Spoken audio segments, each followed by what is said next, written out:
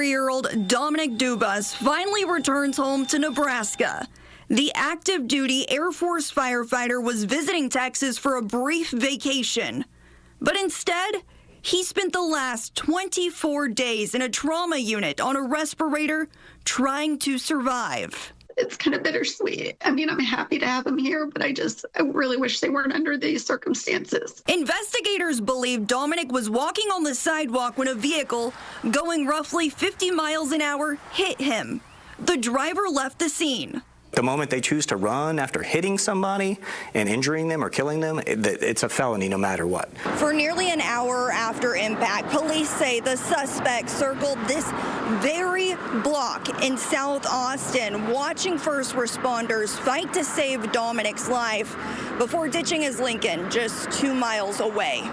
Every minute that my son laid there and bled was crucial to his survival, and I just don't understand how somebody can hit somebody else and leave them for dead. Police have since identified a suspect, 20-year-old Rafael Guzman Avila, who reportedly entered the country illegally in 2024.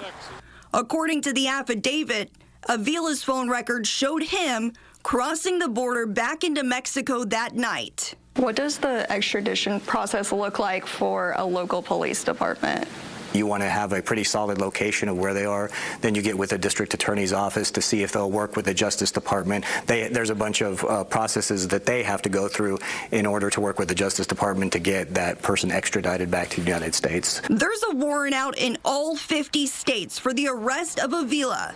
As long as he remains in Mexico, he will likely never be held accountable. Melissa says she's trying to have forgiveness in her heart because she believes that's how her son would respond. He would probably say, in regards to Rafael, that it was an accident and that he forgave him. My guess is that that's what he would say. And so, even though that's hard, for us, because we're in the midst of all the pain, I know that's what he would think. As the investigation extends past the southern border, the focus in Omaha shifts entirely to the tough road ahead and the recovery already defying the odds.